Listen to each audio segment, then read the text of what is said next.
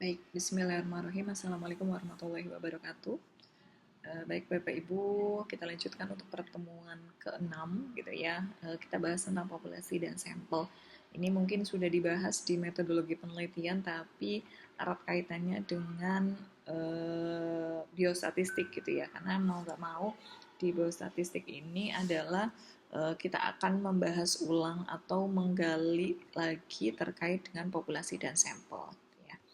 Baik, ini outline yang kita akan bahas ada populasi, kemudian sampel, teknik sampling gitu ya, kemudian besar sampel, kemudian distribusi sampling dan central limit theorem atau standar error atau kita kaitannya sama nanti analisis gitu ya.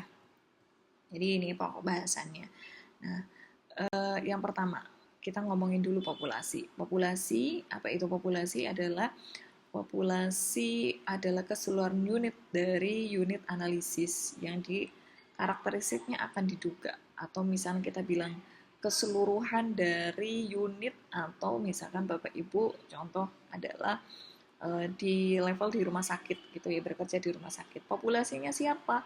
Nah, Bapak Ibu mau melihat apa? Apakah populasi yang ada di misalkan Bapak Ibu berdinas di ruang ranap bedah gitu ya. Jadi di ruang ranap bedah apakah lingkupnya adalah semua gitu ya populasi di ranap bedah atau Bapak Ibu adalah populasi di seluruh atau di rumah sakit tersebut gitu ya. Jadi nanti akan sedikit berbeda gitu ya.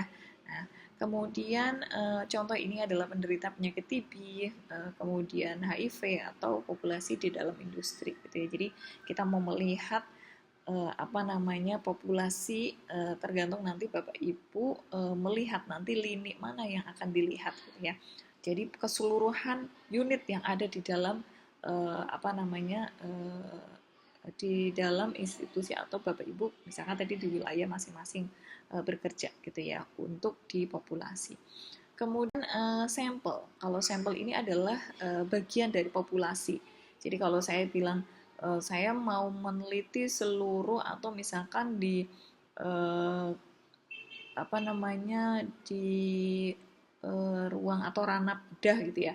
Nah, itu ada beberapa ruangan gitu ya atau ada beberapa ruangan dan mungkin akan banyak pasiennya gitu ya. Jadi mau keseluruhan itu misalkan terlalu lama gitu ya, maka kita bisa mengambil sampel. Jadi bagian dari populasi atau misalkan tadi di masyarakat gitu ya, dari satu atau misalkan RW gitu ya, kemudian saya ngambil hanya beberapa atau sampelnya. Kalau satu RW aja sudah cukup banyak gitu yang kita akan ambil. Jadi sampel adalah bagian dari populasi di mana ciri-cirinya diselidiki atau diukur. Kemudian harapannya adalah kalau namanya sampel itu harapannya bisa mewakili dari populasi gitu ya. Jadi harapannya. Jadi jangan kita populasinya di A maka saya ambil sampelnya di B gitu ya. Itu kurang tepat gitu ya. Nah, ini sampel. Jadi bagian dari populasi. Kemudian alasan kenapa saya mengambil sampel. Jadi sampel ini kenapa diperuntukkan karena populasi cukup besar. Apalagi misalkan Bapak Ibu mengambil populasi cukup banyak gitu ya. Kemudian pasti akan apa? Ada biaya, waktu, tenaga yang akan dikorbankan. Sehingga apakah secara kualitas terkait dengan ketika saya mengambil sampel ini adalah sama Bu, ya bisa artinya tidak ketika Bapak Ibu dengan metode yang tepat kemudian dengan perhitungan yang tepat ya kita bilang ini sudah mendekati dari populasi gitu ya. Tapi sebaliknya kalau misalkan metodenya kurang tepat gitu ya kemudian kurang menggambarkan ya berarti jauh dari kriteria pengambilan sampel yang kita bilang ideal atau baik gitu ya. Jadi populasi yang terlalu besar, homogenitas gitu ya, karena lebih sampel ini lebih akan tidak bervariasi, artinya kita akan lebih fokus gitu ya. Penarikan sampel hemat biaya dan waktu sudah jelas karena kita tidak banyak-banyak mengambil, tapi harapannya kita ambil adalah bisa mewakili dari populasi. Lebih teliti dalam pengambilan sampel bila dibandingkan populasi. Karena apa? Kita lingkupnya lebih sedikit gitu ya dibandingkan dengan populasi. Sehingga takutnya dikhawatirkan, misalkan tadi terlalu lama, kemudian ya kita juga ada unsur misalkan tadi biaya, kemudian pasti tenaga gitu ya, sudah capek dan sebagainya, itu akan bisa berpengaruh terhadap hasil misalkan seperti itu. Dan itu alasan pengambilan sampel.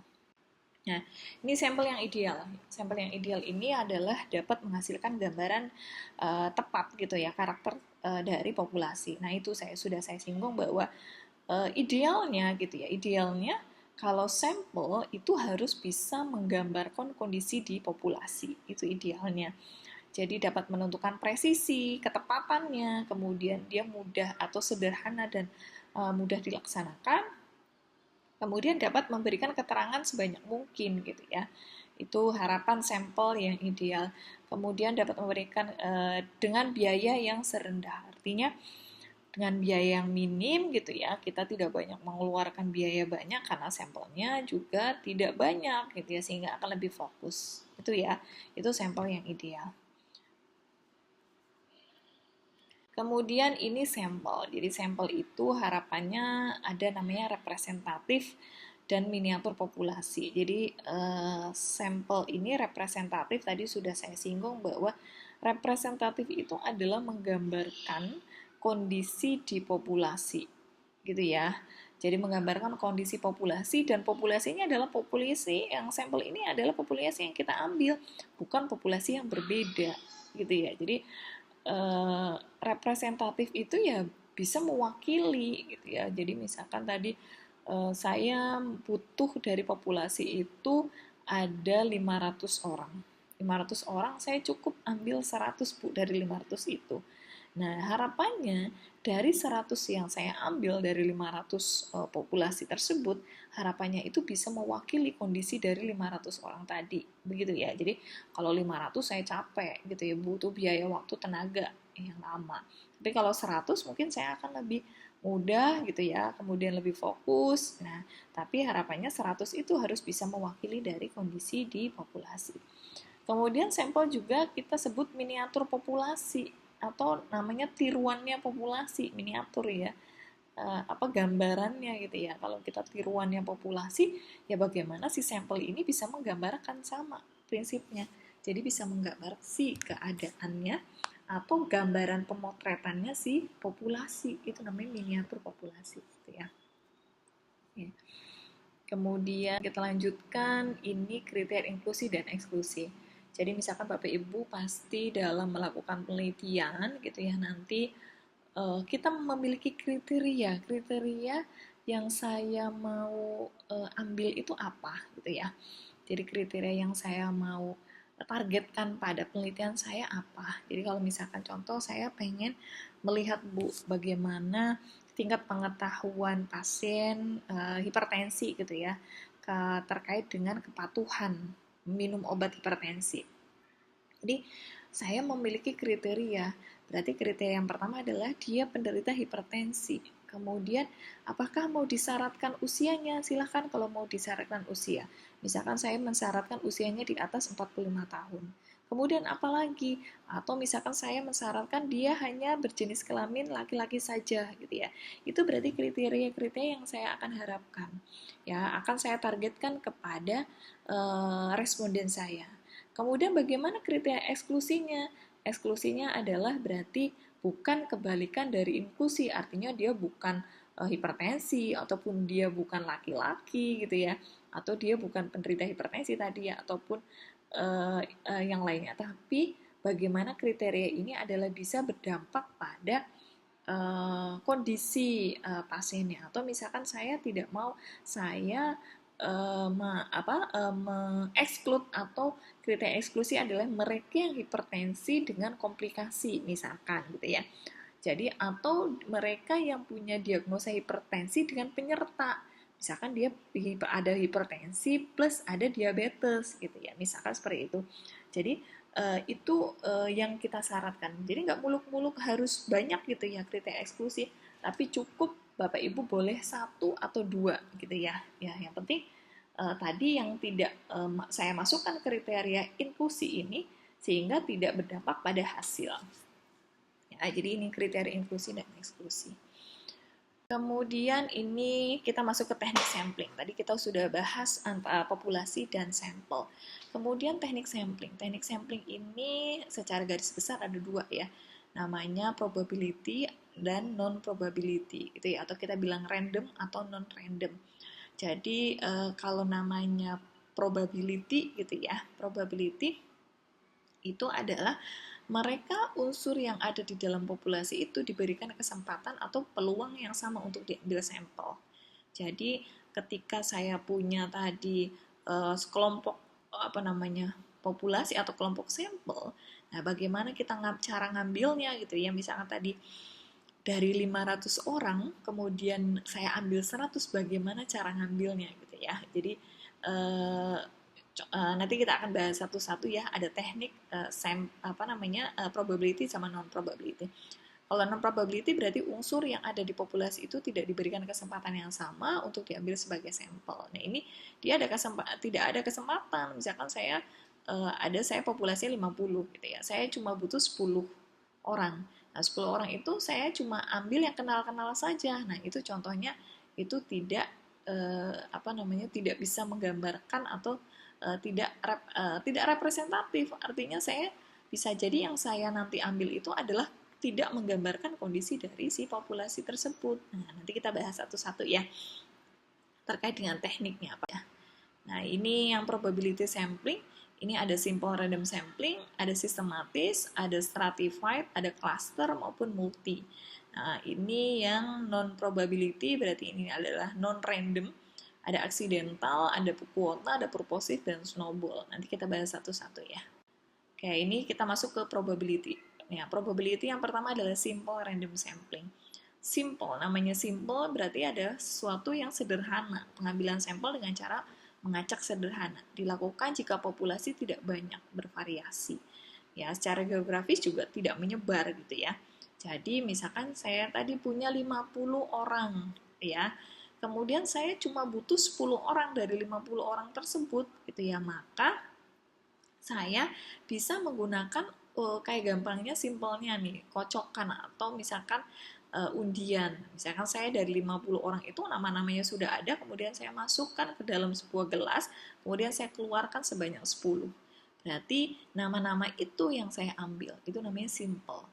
Atau Bapak Ibu misalkan nggak mau seperti itu, bisa menggunakan tabel random. Ini banyak ya aplikasi-aplikasi random, itu bisa dilakukan. Itu namanya simple random sampling. Kemudian yang kedua, systematic random. Systematic random ini adalah pengambilan sampel dengan sistem rumus. Ya, dilakukan jika populasinya mempunyai pola gitu ya. Contoh dia punya nomor absen atau nomor urut ya. Jadi prinsipnya dia punya kerangka. Namanya kerangka sampling. Jadi pada pemilihan sampel dengan metode statistik gitu ya, K sama dengan N per N gitu ya. Nanti kita contohkan. Jadi misalkan dari contoh saya punya 50 tadi ya, 50 dari populasi. Kemudian dari 50 itu gitu ya, dari 50 itu saya tentukan adalah sampelnya adalah 10 gitu ya. Misalkan dari 50 ke 10. Kemudian dari 50 orang itu saya butuh 10 saja. Berarti N per N. N-nya berarti kan 50 dibagi 10, berarti 5. Gitu ya. Berarti 5 ini artinya adalah setiap nomor 5 itu saya akan ambil. Itu namanya yang akan keluar. Gitu ya. Atau gampangnya dari sini nih. Dari 500 pasien rawat jalan akan diambil 50 gitu ya orang. Dari 500 itu. Maka populasinya adalah 500 dibagi 50 N tadi ya. Maka ini adalah 10. Nah, untuk pertama kali saya akan lihat adalah urutannya 1 sampai 10 gitu ya. Kemudian dan seterusnya. Jadi 10, 20, 30 gitu ya. Jadi setiap kelipatannya itu akan saya ambil. Itu systematic random. Kemudian yang ketiga adalah stratified random. Stratified ini pengambilan sampel berdasarkan strata atau kelas. Jadi bila populasi memiliki strata atau kelas, contohnya mana populasi memiliki strata atau kelas, contohnya dia misalkan di level sekolah gitu ya, di SD, remaja gitu ya, misalkan gitu ya. Nah ini kita bisa menggunakan strata gitu ya. Saya contohkan strata. Saya contoh punya 3 kelas. Ada kelas strata 1, 2, dan 3. Nah, ini jumlah dari masing-masing kelasnya strata 1 90, strata 2 96, strata 3 112. Nah, kalau saya totalkan, ini totalnya adalah 298 dari jumlah 3 kelas tersebut. Kalau misalkan saya sudah menghitung besar sampel, besar sampel yang saya harus ambil adalah 42 gitu ya, 42. Maka bagaimana saya ngambil dari populasi atau dari kelas masing-masing ini? Berarti Bapak Ibu bisa melakukan ada 2 ya, ada namanya proporsional dan non proporsional. Kalau proporsional gitu ya, non proporsional dulu. Kalau non proporsional kita akan pukul rata. Berarti dari masing-masing karena ada 42, ini saya 14, 14, 14. Kalau ditolakkan Bapak Ibu 42. Tapi kalau proporsional itu sesuai dengan proporsi dari masing-masing kelas. Contoh, dia karena kelas 1, berarti ini rumusnya adalah jumlah kelas dibagi total keseluruhan dikali sampel yang saya inginkan. Jadi 90 total di kelas 1 dibagi total keseluruhan dikali 42, itu 12,63 atau saya bulatkan menjadi 13. Kemudian kalau kelas 2 berarti 96 dibagi 298 kali 42 13,53 dan strata 3 112 dibagi 298 kali 42. Kenapa? Ini sudah sesuai proporsinya. Yang kelas 3 kenapa dia lebih banyak? Karena dia atau sampelnya lebih banyak gitu ya, 112, sehingga di sini yang diambil juga lebih banyak. Jadi menyesuaikan sesuai porsinya atau proporsi jumlah dari anggota kelasnya gitu ya. Jadi kalau saya sarankan ketika Bapak Ibu mau menggunakan pengambilan sampel berdasarkan proporsional ya, berarti ya silahkan menggunakan menggunakan proporsional. Dia proporsi sesuai dengan porsinya atau jumlahnya. Kemudian ini cluster. Cluster ini sampel terdiri dari unit atau terdiri dari kelompok atau gugusan. Ya, setiap kelompok terdapat variasi yang diteliti. Kelompok yang diacak gitu ya, kelompok yang diambil sebagai sampel dari unit geografis biasanya kita bilang kalau cluster. Contoh cluster itu levelnya adalah desa, kecamatan, kabupaten. Jadi kalau saya melihat kenapa cluster ini lebih cocok dia digunakan di populasi yang tidak pasti. Contoh populasi yang tidak pasti apa? Contohnya adalah di masyarakat gitu ya, di masyarakat. Di masyarakat jumlah populasinya ya kita nggak tahu pasti gitu ya, kecuali kalau saya misalkan di level sekolah udah jelas gitu ya, ada berapa siswanya total keseluruhan, ada berapa aktivitas akademika atau misalkan dari guru dan sebagainya, itu kita bisa kita bisa hitung. Tapi kalau di masyarakat akan sulit gitu ya gitu. Jadi silakan misalkan nanti saya akan merandom dari kecamatan atau dari desa gitu ya, ada berapa RW, kemudian saya akan random lagi sampai 1 RT itu yang saya akan ambil gitu ya. Itu silahkan menggunakan cluster kalau populasinya tidak diketahui gitu ya. Kemudian ini multi atau bertingkat. Multi atau bertingkat ini adalah pengambilan sampel yang dia ada beberapa tahapannya. Ya, tahapan namanya multi ya bertingkat gitu ya.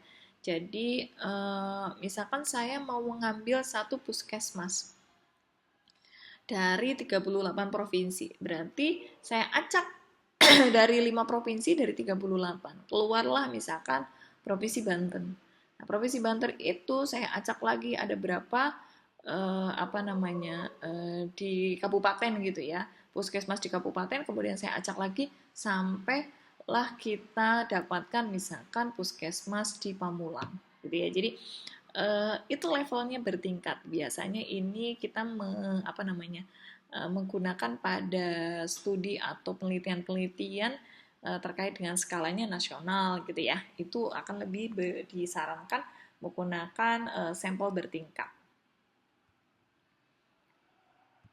Selanjutnya kita masuk ke probability. Jadi silakan Bapak Ibu akan memilih teknik sampling tadi yang saya jelaskan terkait dengan random gitu ya.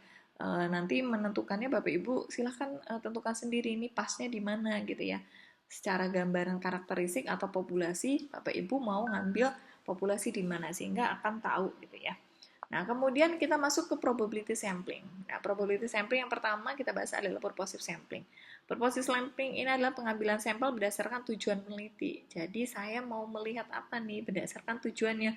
Bu, kalau saya melihat tujuannya adalah menggali tingkat pengetahuannya, gitu ya. Kemudian saya tadi kaitannya dengan pasien hipertensi, gitu ya. Jadi, saya pengennya tujuannya adalah menggali pengetahuan pada mereka yang penderita hipertensi. Kemudian tadi usianya misalkan saya di atas 45 tahun. Jadi silahkan itu Bapak Ibu cari yang sesuai dengan kriteria saya, itu namanya purposive. Gitu ya. Sesuai dengan tujuannya. Kemudian yang kedua incidental sampling. Incidental ini pengambilan berdasarkan dasar tanpa atau adanya tanpa direncanakan terlebih dahulu gitu ya, atau pengambilan hasil dari pengumpulan data tidak didasarkan metode yang baku. Jadi atau misalkan atau secara kebetulan kita bilang accidental itu. Jadi kalau misalkan secara kebetulan saya ketemu dengan respondennya, nah responden ini masuk kriteria saya, oh ambil gitu ya, tanpa disengaja, itu namanya incidental. Ya, jadi contoh saya dirawat poli gitu ya, nah itu kan biasanya nggak butuh perawatan lama gitu ya, kemudian saya dapat saya ambil ya udah gitu ya, jadi seperti itu, jadi tidak ada sistem janjian dan sebagainya, itu accidental. Kemudian kuota ini teknik pemilihan sampel dengan menetapkan besar sampel terlebih dahulu. Saya tadi besar sampelnya berapa? Oh saya ternyata ada 20, menentukan besar sampel. Tapi misalkan yang dari besar sampel ini cuma ada pasiennya cuma ada yang bronkopneumonia, contoh saya mengambil tentang bronkopneumonia, cuma ada 15 saja, berarti yang Bapak Ibu ambil adalah menggunakan kuota karena nggak ada lagi gitu ya, emang cuma ada 15 walaupun besar sampel saya adalah tadi 20 ya, karena kuotanya cuma 15 gitu ya, jadi itu menggunakan kuota sampling. Kemudian ini adalah non-probability sampling, ini menggunakan snowball. Snowball ini adalah dari mulut ke mulut gitu ya. Jadi dari mulut ke mulut informasinya. Dari satu, kemudian ada informasi lagi, memberikan informasi selanjutnya. Jadi semua nanti terakumulasi menjadi banyak gitu ya. Nah, ini adalah snowball ya. Snowball sampling. Nah, Bapak Ibu itu terkait dengan teknik sampling. Nah, ini saya sedikit menjelaskan tentang besar sampel gitu ya. Besar sampel ini erat kaitannya dengan perhitungan nanti Bapak Ibu terkait dengan menguji ataupun menghitung dari sampel yang diinginkan. Nah, ini besar sampel ini ditentukan melalui ada namanya level atau presisi. Jadi presisi ini adalah ketepatan gitu ya. Ini yang nanti bisa kita gunakan nilai-nilainya. Kemudian yang kedua adalah confidence interval atau kita bilang tingkat kepercayaan suatu sampel. Jadi kalau kita dalam penelitian itu yakin nggak sih kita itu 100% benar gitu ya. Kemungkinan kita tidak 100% akan benar dalam penelitian. Jadi ada namanya tingkat kesalahan gitu ya. Nah, di dalam penelitian kesehatan gitu ya, tingkat kesalahan itu bisa ditoleransi 5%. Tapi 5% itu adalah tidak ada unsur kesengajaan gitu ya. Saya mau sengaja untuk salah gitu ya, tidak. Tapi bagaimana 5% ini kemungkinan misalkan ada unsur pasien ini berbohong dan sebagainya. Kan kita tidak bisa dikendalikan gitu ya. Jadi 5% ini adalah yang bisa ditoleransi gitu ya. Atau namanya signifikansi gitu ya, 5% atau 0,05. Sehingga sisanya adalah ketika saya bilang 5%, saya tidak yakin penelitian saya benar atau boleh errornya gitu ya, gampangnya errornya, maka ada 95% bahwa kita yakin penelitian kita itu adalah penelitian yang benar gitu ya, valid, maka itu namanya confident interval. Jadi bagaimana tingkat kepercayaan kita dalam melakukan atau si sampel ini gitu loh. Ya, jadi confident interval. Jadi nanti kalau Bapak Ibu baca lagi confident interval itu ketika dia nilainya menyempit gitu ya, itu akan lebih bagus, tapi kalau dia melebar gitu ya, itu jelek gitu ya Bapak Ibu. Tapi nanti confident interval ini Bapak Ibu bisa lihat di output SPSS gitu ya, atau Bapak Ibu dalam pengujian nanti pada saat melakukan analisis data. Itu untuk besar sampel. Nah, ini besar sampel ini jadi makin besar sampel, jumlah sampel makin kecil kesalahan generalisasinya. Jadi diharapkan sebenarnya kalau kita mau melakukan analisis gitu ya, harapannya apa? Ya populasinya juga cukup besar gitu ya. Jangan sedikit kayak 50 dengan 100, ya lebih baik 100 gitu ya. Jadi kalau mendekati sedikit itu nanti lebih ke arah tingkat kesalahannya lebih besar ya. Dalam populasi yang jumlah diketahui ada jumlah yang tidak diketahui. Nah, ini ada jumlah sampel besar populasi yang tidak diketahui. Nah, ini contoh besar sampel pada populasi yang tidak diketahui. Nanti Bapak Ibu bisa menghitung ini rumusnya. Berarti kalau misalkan populasi yang tidak diketahui di mana, Bu? Ada di masyarakat gitu ya. Nanti bisa menggunakan rumus Kohran. Nah, ini Z2P kali Q dibagi E. E itu tadi error atau kita bilang alfa gitu ya. 5%. Jadi nanti tinggal dimasukkan, misalkan tadi Z ini adalah nilai 1,96 ini adalah sudah ketetapan, ya sudah harga mutlak ya. Kemudian peluang benar ini 5% atau 0,5, peluang salah 0,5. Ini kemungkinan kita akan melakukan peluang benar dan salah. Kemudian tingkat kesalahannya menggunakan 5%. Nah, ini contoh ya. Ini contohnya misalkan ingin kepuasan konsumen terkait dengan produk pasta gigi X dengan kesalahan 5%. Berarti Z alpha nya adalah 1,96, peluang benarnya 0,5, peluang salahnya 0,5, alfanya 0,5. Nah, nyatakan N-nya berapa sampelnya, tinggal Bapak Ibu masukkan ke rumusnya. Nah, sekitar 385 itu N-nya. Itu pada populasi yang tidak diketahui. Kenapa dia lebih besar? Karena pasti populasi yang tidak diketahui itu kemungkinannya adalah populasinya sangat besar. Ya. Kemudian ini populasi yang diketahui. Ini rumus yang sering digunakan Bapak Ibu. Ada namanya rumus Slovin. Rumus Slovin ini adalah rumus yang paling sederhana menurut saya gitu ya. Jadi ini adalah kita N dibagi 1 plus N kali E kuadrat. Jadi keterangannya N-nya itu jumlah sampel, N besar jumlah populasi, E tadi tingkat kesalahan atau sampling error gitu ya. Jadi ini kita nanti simulasikan ke dalam contoh. Nah, ini contohnya dari 2000 penduduk gitu ya. Saya mau mengambil sampelnya berapa sih yang sampel saya yang harus ambil dari 2000. Maka N-nya kita masukkan 2000 dengan alfanya 5%, 1 plus 2000 kali 0,05 dikuadratkan. Jadi, sampel yang saya butuhkan ketika populasi atau jumlah populasinya 2000 adalah 334 sampel yang silahkan Bapak Ibu ambil. Gitu ya. Ini kalau populasi diketahui. Ada juga ini rumus Isaac-Michael, ini juga sama ya, ini tinggal nanti dimasukkan ke rumusnya. Isaac-Michael dengan X kuadrat gitu ya. Nah, ini contoh tabel X-nya atau X kuadratnya, nanti tinggal dimasukkan nilainya ya. Ini juga ada contohnya ya Bapak Ibu, nanti bisa dipelajari. Ini, nah yang terakhir adalah kita mau melihat, ini kemungkinan agak kurang terbaca. Jadi kita mau melihat ini namanya Isaac-Michael juga. Jadi, oh ya, sebentar.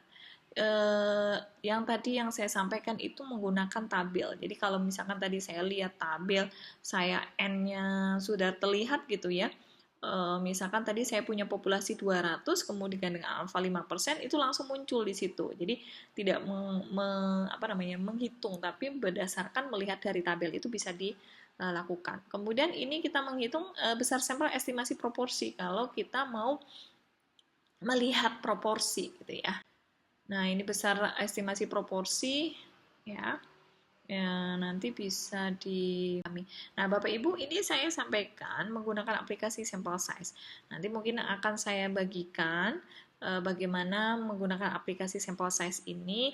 Kita nanti akan praktekkan. Jadi aplikasi ini membantu Bapak Ibu untuk tidak menghitung manual.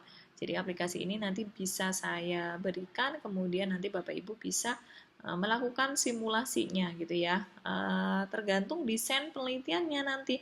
Apakah nanti desain penelitian saya adalah cross-sectional, case control, cohort, atau eksperimental. Kalau studinya analitik, gitu ya.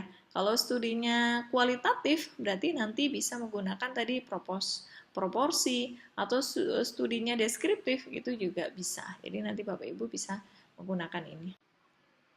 Ini contoh estimasi proporsi.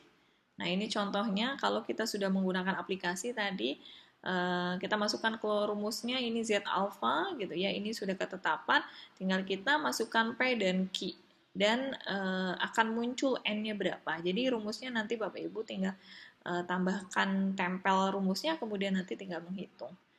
Ini yang paling diestimasi. Nah, besar sampel berdasarkan desain studi ada cross-sectional, case control, dan cohort. Paling banyak mahasiswa melakukan adalah cross-sectional dan eksperimental gitu ya.